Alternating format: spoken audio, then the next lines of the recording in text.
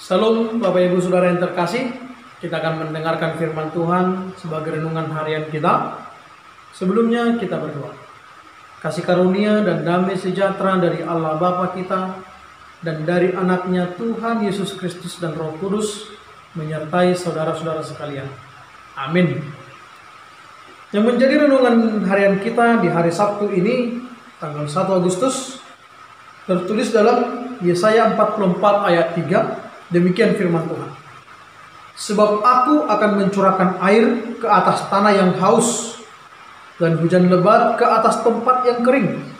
Aku akan mencurahkan rohku ke atas keturunanmu dan berkatku ke atas anak cucumu.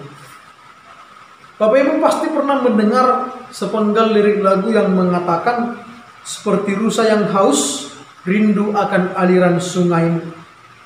Demikianlah hal yang dialami oleh bangsa Israel ketika mereka dijajah oleh bangsa Babel.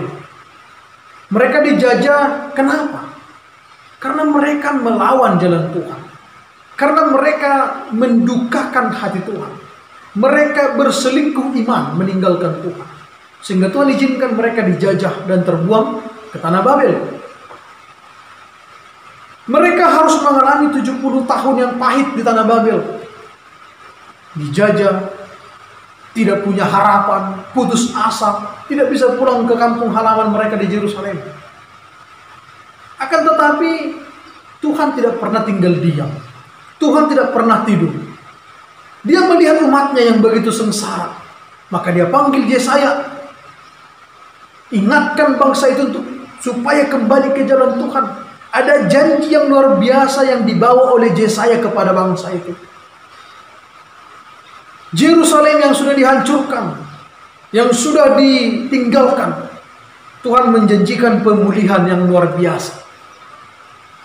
Tanah yang sudah tidak lagi menghasilkan akan Tuhan kembalikan seperti sedia kala. Inilah janji yang Tuhan berikan kepada bangsa Israel melalui Nabi Yesaya. Ketika keputusasaan itu melanda mereka, Tuhan datang memberikan kesejukan. Tuhan datang memberikan janji, bukan janji manis yang sekedar iming-iming, namun janji yang didasari oleh kasih sayang.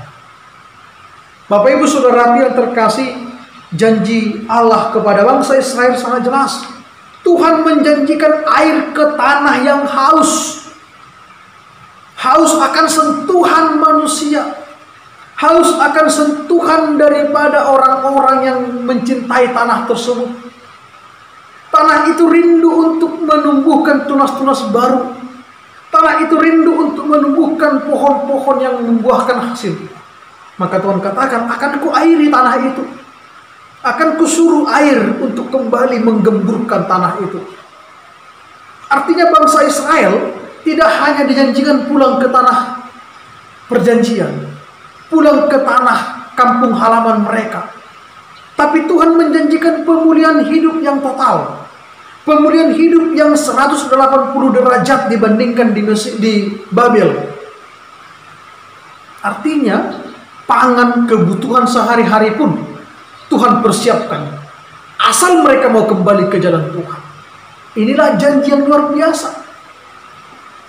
Bukan sekedar iming-iming omongan manis, tapi janji yang didasari oleh kasih sayang. Bapak Ibu Saudara yang terkasih, Tuhan juga mengatakan kepada mereka, aku akan mengutus, akan mengirim hujan yang lebat di atas tempat yang kering. Supaya apa? Supaya semua kegersangan itu dapat dilalui. Demikian hati mereka yang gersang. Kegersangan yang dialami oleh bangsa Israel, keputusasaan, hilang harapan, akan Tuhan sejukkan, Tuhan airi, sehingga kegersangan itu akan berlalu, diganti oleh kesejukan, diganti oleh pengharapan, diganti oleh keyakinan, iman yang teguh akan pemulihan yang luar biasa yang Tuhan janjikan. Tuhan menjanjikan tidak hanya itu, tidak hanya mereka yang diberkati. Ketika mereka mau kembali ke jalan Tuhan, anak cucunya pun, keturunannya pun akan diberkati oleh Roh Tuhan. Rohku akan kucurahkan kepada anak cucumu, katanya demikian. Bapak Ibu Saudara yang terkasih, demikian juga halnya dengan kita.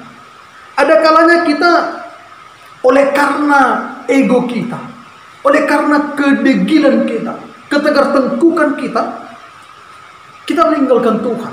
Kita merasa kita mampu berbuat segalanya tanpa Tuhan. Namun bagi Tuhan tidak sulit untuk mengizinkan pergumulan itu datang kepada kita. Sekuat apapun kita bekerja, jika tanpa Tuhan kita akan gersang. Serajin apapun kita bekerja, jika tanpa Tuhan kita akan hilang harapan. Maka untuk itu saudara yang terkasih, ketika Tuhan menunjukkan kekecewaan dan kemarahannya dengan mengizinkan bangsa itu jatuh ke dalam hukuman, penjajahan, bangsa itu baru merasakan tanpa Tuhan mereka tidak ada apa-apanya. Maka ini juga sampai kepada kita. Ketika kita mengalami kesusahan, pahamilah, renungkanlah kembali, apakah kita pernah meninggalkan Tuhan sehingga kesusahan itu datang? Maka ketika kita merasakan yang demikian, mengimani yang demikian, maka satu-satunya jalan terbaik, pulanglah, kembalilah ke jalan Tuhan. Maka Tuhan akan menyejukkan hati kita. Hati yang gersang akan diairi dengan kasih sayangnya. Pemulihan yang luar biasa akan Tuhan berikan kepada kita. Janji kepada bangsa Israel akan kita terima juga. Demikianlah Bapak Ibu Saudara yang terkasih, Tuhan selalu terbuka untuk menolong kita. Tangannya yang penuh dengan kasih akan terbuka menerima kepulangan kita. Asalkan kepulangan kita didasari ketulusan dan komitmen. Karena Tuhan sangat benci kepada orang yang tidak berkomitmen. Makanya Tuhan katakan, Paulus katakan dalam Galatia 6 ayat 7, jangan sesat, Tuhan Allah tidak mau dipermainkan. Tidak membiarkan dirinya dipermainkan. Karena apa yang ditaburkan dituai. Jangan permainkan Tuhan. Kalau kita ingin bertobat, ingin kembali ke jalan Tuhan, teguhkan hati kita, kuatkan komitmen kita, dan harus konsisten. Jangan ada goyah di hati kita. Maka jika bangsa Israel dipulihkan Bapak Ibu yang terkasih, kita pun mengatakan, Tuhan pulihkanlah kehidupan kami. Ketika pandemi virus corona ini menguasai dunia ini, Tuhan pulihkanlah kehidupan kami. Berserulah memanggil nama Tuhan. Katakanlah, Tuhan, jiwaku haus seperti rusa yang rindu aliran sungaimu. Kami haus akan kenormalan yang sejati. Kami haus kembali beraktivitas dengan baik. Kami haus akan sentuhan kasih Tuhan. Kami haus akan rancangan dan berkat Tuhan. Maka yakinlah, Tuhan akan mendengar dan memuaskan dahaga serta haus kita.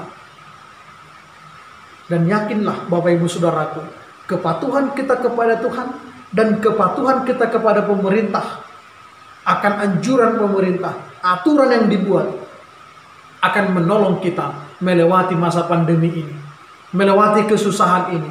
Dan yakinlah, percayalah, selagi kita ada waktu beribadah kepada Tuhan, memuji Tuhan di rumah dan dimanapun kita berada, Tuhan akan mengirimkan berkat-Nya kepada kita dan keluarga kita. Tangan Tuhan tidak kurang panjang menolong kita.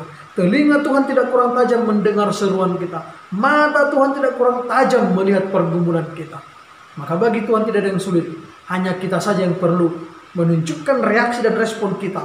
Bersyukur kepada Tuhan, hidup dalam kasih Tuhan. Maka percayalah, yakinlah, sebagaimana Allah memulihkan bangsa Israel, kita akan dipulihkan dengan kasih dan berkat anugerah Tuhan. Kita memohon kepada Tuhan di dalam doa. Bapa di sorga, kami mohon Tuhan pertolongan-Mu dan pemulihan dari Tuhan. Benar Bapa, kami banyak melakukan kesalahan dan dosa, mengecewakan Engkau. Namun biarlah hati kami tertuju untuk menerima pemulihan, dan hati kami berkomitmen untuk senantiasa hidup seturut dengan kehendak Tuhan. Mampukan kami dengan kuasa Roh Kudus-Mu melalui Yesus Kristus Tuhan kami. Amin.